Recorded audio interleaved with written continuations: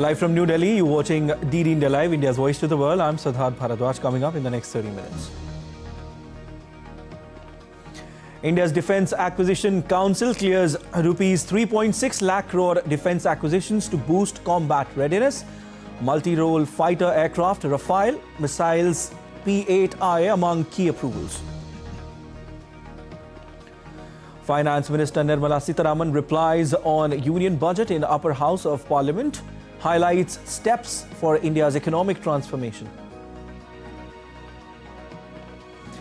Counting begins after national election held in Bangladesh. Contest pits two coalitions led by Nationalist Party BNP and Jamaat-e-Islami.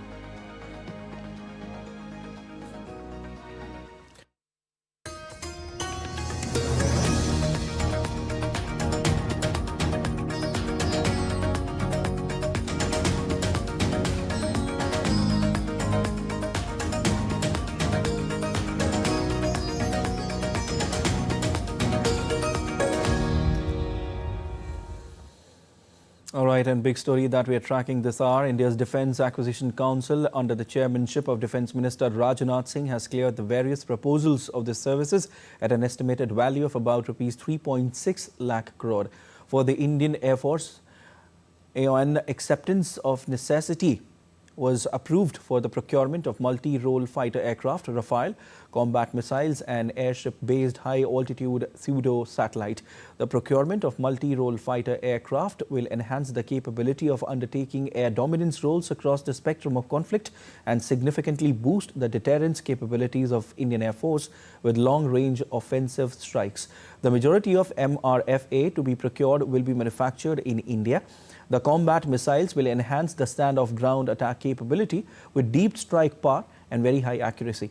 The acquisition of P-8I aircraft will significantly boost the Navy's combat war fighting capability of long-range anti-submarine warfare, maritime surveillance and maritime strike capability.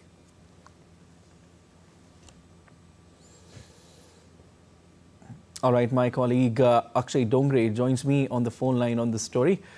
Hi Akshay, very good evening to you. To begin with, first of all, tell us how big a boost this is for the Indian Defence Forces.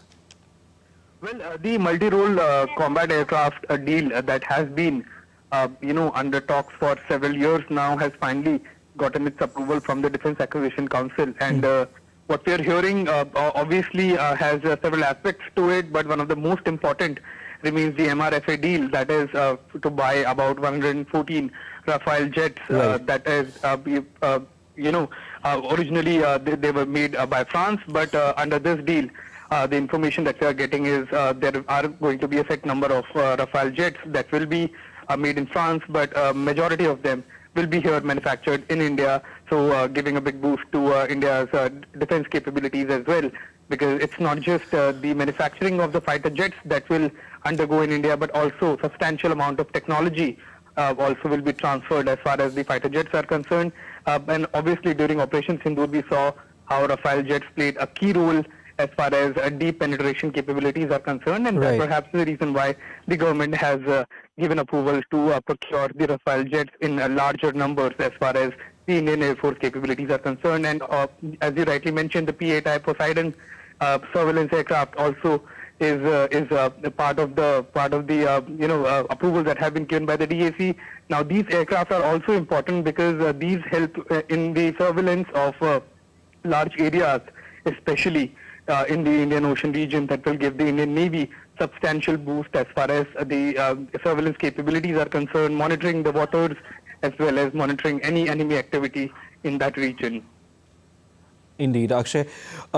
According to some sources, Akshay, 90 jets, as far as Rafales are concerned, would be manufactured in India, further strengthening India's vision of Atmanirbhar Bharat, self-reliant India, and also aligns with India's vision of Viksit Bharat 2047, the year when Bharat will be celebrating the centenary of its independence. Right, Akshay? Well, of course, and our goal remains the same. It is a complete reliance as far as our defense capabilities are concerned. And now the question remains that how can we talk about, self-reliance in defense when we are procuring jets that are made in France? then the answer is that it's not just the buying of these fighter aircraft, but it's also the substantial technology that has gone into making of the Rafale that will be transferred to the Indian players, the Indian industry, and the Indian defense infrastructure. And that is also going to give a boost to our ongoing projects are concerned, especially the MCA project, that is the Advanced Medium Combat Aircraft. That is a fifth generation fighter. We already have work going on as far as that fighter jet development is concerned. And to make fighter jets, you need to know certain know-hows of this technology that take at times decades to sort of procured. We have seen that in the Tejas aircraft manufacturing as well as development. It's a decade-old process, and to get a boost as far as the today's infrastructure is concerned in terms of defense, you need to have transfer of technologies as well as part of these major defense deals, and that is going to take place in Rafale. About 90 will be manufactured here, as you rightly mentioned, and that is also going to give a major boost to our defense manufacturing capabilities. Definitely, Akshay. As far as India's defense manufacturing is concerned, and it is being hailed by the entire world, from now importer, India has become the exporter of defense weapons, right, Akshay? But overall, it will give a big boost to India's defense forces. We'll keep taking updates from you on this, but as of now, we'll leave it there. Thank you so much, Akshay. And briefing media personnel in New Delhi on Thursday, Ministry of External Affairs spokesperson Randeep Jaiswal said that India stands for a free, fair, inclusive and credible elections in Bangladesh. We should wait for the outcome of the elections to see as to what sort of mandate has come out, and thereafter we will look at issues that are there. On the election per se, you know what our position has been. We stand for a free, fair, inclusive and credible elections in Bangladesh. Bangladesh's Election Commission Secretary said that polling has concluded in 13th parliamentary election. 47% turnout till 2 p.m. local time was recorded. Voting in Bangladesh's 13th national parliamentary election and the simultaneous referendum ended at 4:30 p.m. on Thursday in 299 constituencies nationwide. Polling began at 7:30 a.m. local time. Voters who were inside polling center premises before the official closing time were permitted to cast their ballots. Addressing reporters at Nirbachan Bhavan in Agargaon, Senior Secretary of the Election Commission Secretariat Akhtar Ahmed said turnout data had been received from 32,789 of the 42,651 polling centers across the country. 4 people reportedly died due to health complications during the day. Some political parties, however, raised concerns over the conduct of the election. Results will be announced after consolidation by returning officers and the Election Commission. New Delhi on Thursday said that India received an invitation from the United States to join the Board of Peace and is reviewing it. Received an invitation from the US side to join the Board of Peace. We are currently examining the proposal. As you know, India has consistently supported efforts aimed at promoting peace, stability and dialogue in West Asia. Our Prime Minister has welcomed initiatives that provide a pathway towards long-term and sustainable peace in the region, including Gaza. A proposed Gaza Board of Peace begun by President Trump in late January has drawn mixed reactions. Israel has joined the Board of Peace during meetings in the United States, while Poland has declined to participate, citing reservations over the initiative. Brazilian President Luiz Inácio Lula da Silva will be paying a state visit to India from 18th to 22nd of this month. Announcing the visit, India's External Affairs Ministry said that President Lula will be participating in the second AI summit. At the invitation of Prime Minister of India, Shri Narendra Modi, His Excellency Luiz Inácio Lula da Silva, the President of the Federative Republic of Brazil, will be paying a state visit to India from 18 to 22nd February 2026. President Lula will be participating in the second AI summit, which is to be held from 19 to 20th February here in Delhi. The main day of the Brazilian state visit, bilateral talks, will be on 21st February. President Lula will be hosted by our President, Honorable President, on 21st, and there will be several other dignitaries who will be calling on him, including Honorable Vice President of India. President Lula will be accompanied by several ministers and a business delegation, and there are several events that have been planned engaging the business delegation as well. NATO Secretary General Mark Rutte said the US was putting every pressure on Russia to end Ukraine conflict as the alliance's defense ministers met in Brussels on Thursday. Rutte also said that the US is doing exactly what should be done when it comes to Ukraine, while mentioning sanctions on Russian oil companies. It's putting every pressure on Russia, as the Europeans are doing, through the sanction packages. Look what has been happening with Lukoil and Rosneft and all the other stuff the US is doing. Speaking at the Brussels meet, US Under-Secretary of Defense Elbridge Colby said that increased military spending by European countries and Canada will make NATO allies more equal partners within the alliance. He further added that it's time to march out together and to be more pragmatic for a NATO based on partnership rather than dependency. I think this year we actually have a good message to say, which is now it's time to march out together, to be pragmatic, to be focused on the kind of flexible realism that the national security strategy and the national defense strategy are based on and really exhibit. And I think we have a really strong basis for working together in partnership, but putting NATO kind of a 3.0 NATO that's based a partnership rather than dependency, and really a return to what NATO was originally intended for. The pilots and cabin crew of Germany's flag carrier Lufthansa are on strike today. The unions have called a 24-hour walkout.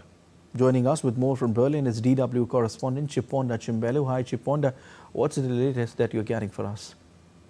Well, the strike began a minute after midnight and it will end at 11:59 p.m. German time. Now, for anyone flying with Lufthansa during that time period, there is, of course, a good chance that their flight won't be taking off today. And the airline, of course, has also said that affected passengers would be informed. But, of course, they can also check the airline website for any updates. Now, Lufthansa said that more than 400 flights at Frankfurt International Airport, which is, of course, Germany's busiest airport, will be cancelled. And there are, of course, also several hundreds of flights across the country that will be affected at other airports as well. And this strike will only affect the core Lufthansa brand. So other airlines that are part of the Lufthansa group, and that includes Swiss and Austrian, are not affected.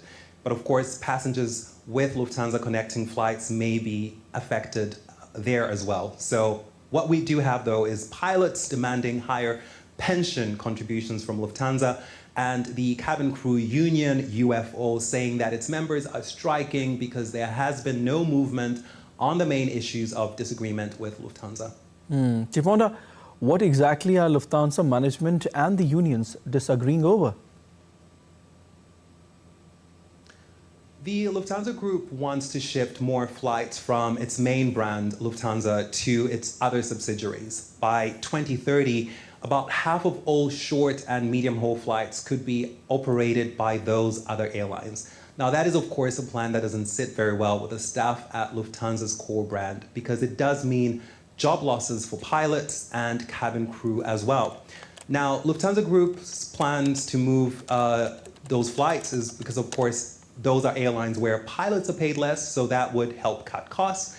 And we have also seen the cabin crew union negotiating for better working conditions and also a collective social plan, which would help those who would be affected by any job cuts as a result of Lufthansa phasing out some of those flight operations over the coming years.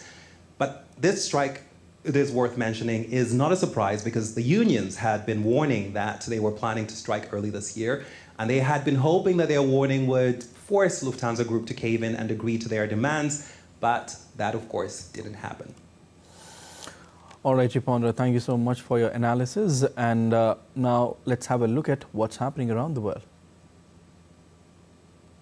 A small commercial smart airplane was attacked on Wednesday in Indonesia's South Papua province after assailants opened fire on the aircraft as it landed at Korowai Airport in Bowen, Diguel. The plane was carrying 13 passengers. While pilot and co-pilot were killed in the attack, all 13 passengers escaped without injuries. Menswear brand Public School returned to New York Fashion Week after a 7-year break, showcasing its new collection, Everything Is Now. The collection featured fabrics from New York, Italy and Japan, with denim and leather as key materials. New York Fashion Week runs from February 11 to 16 with nearly 60 designers presenting collections.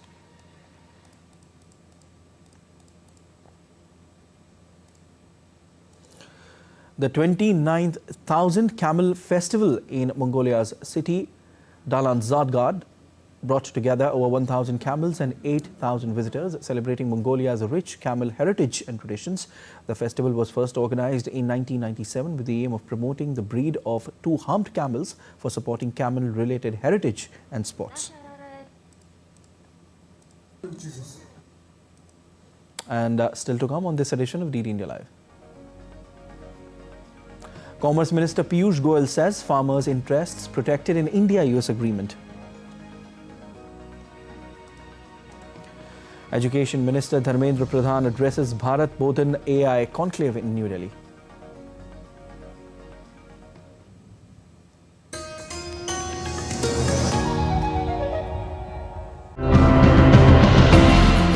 When we see so many things wrong around us, we just need to turn off our autopilot and start making conscious choices.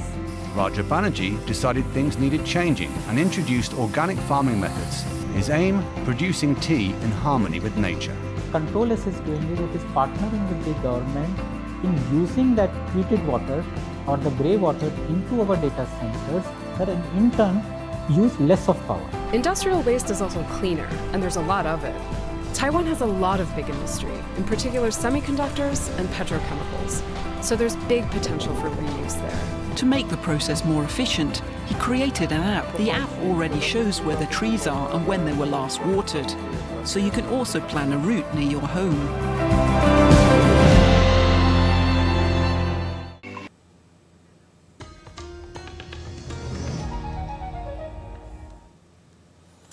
You're watching DD India Live. I am Siddharth Bharadwaj. Prime Minister Narendra Modi interacted with elected BJP Panchayat members, municipality members and corporation members from across Kerala. The interaction was held at 7 Lok Kalyan Marg, New Delhi.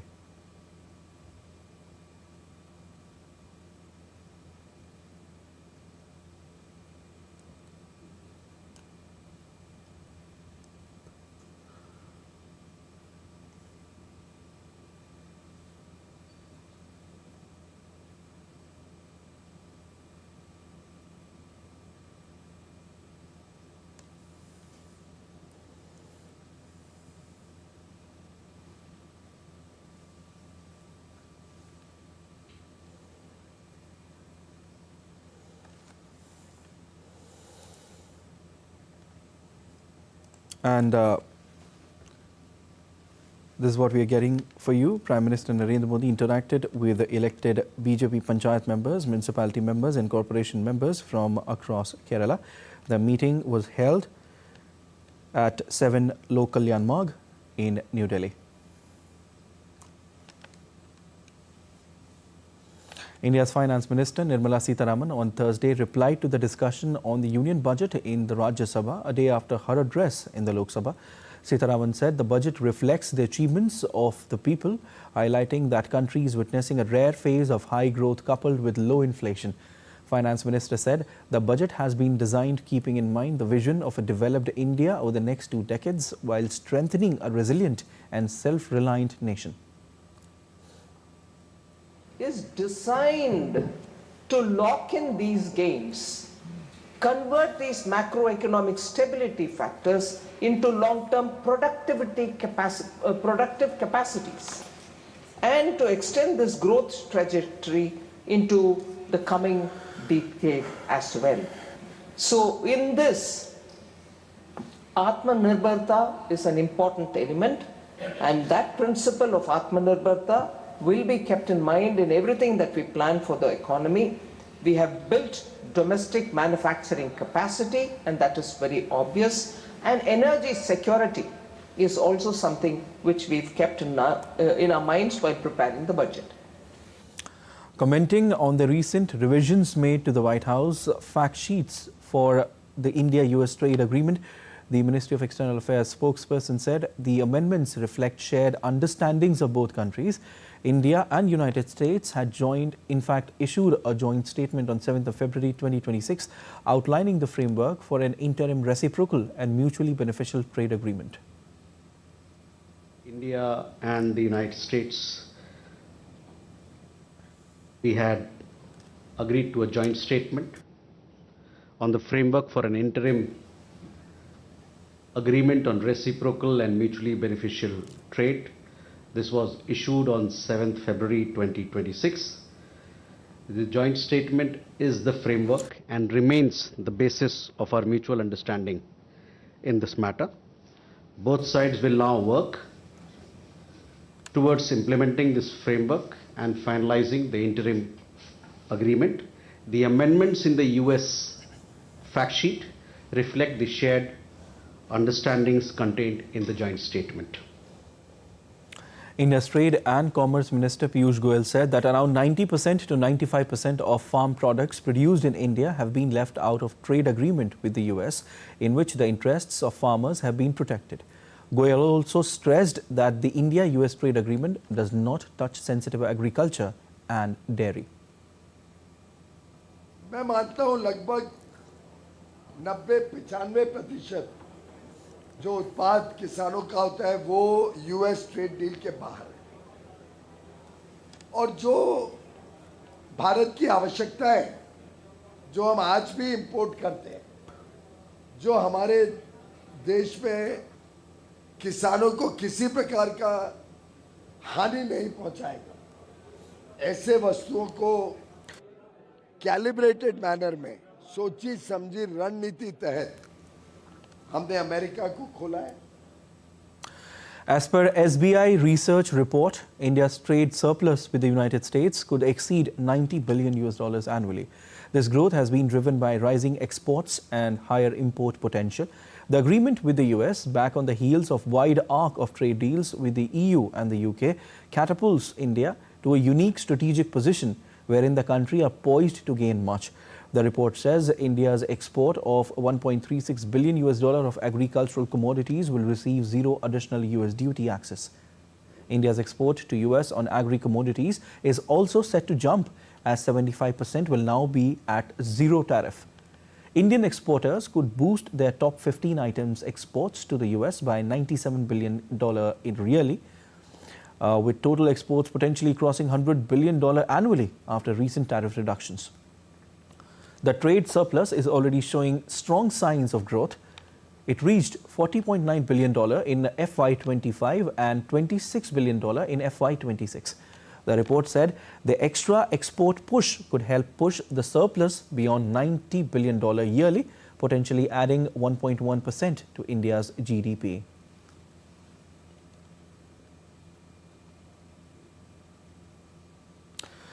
Addressing the Bharat Botan AI conclave in New Delhi, Education Minister Dharmendra Pradhan said the government is actively strengthening the integration of artificial intelligence in the education sector.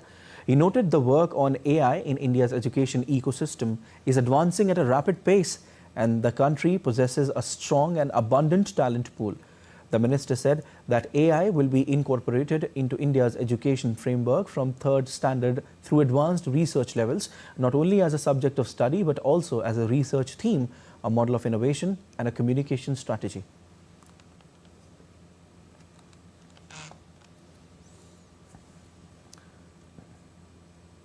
That's all for this edition of DD India Live, but let us know your thoughts on the news of the day. For those on the go, you can get all the latest news and updates from India and across the world on DD India mobile app. The app is available on both Android and iOS platforms, and you can scan the QR code on the screen to download now. We'll be back with more news as it breaks here on DD India. I'm Siddharth Bharadwaj from all of us here in Delhi. Thanks for watching DD India Live.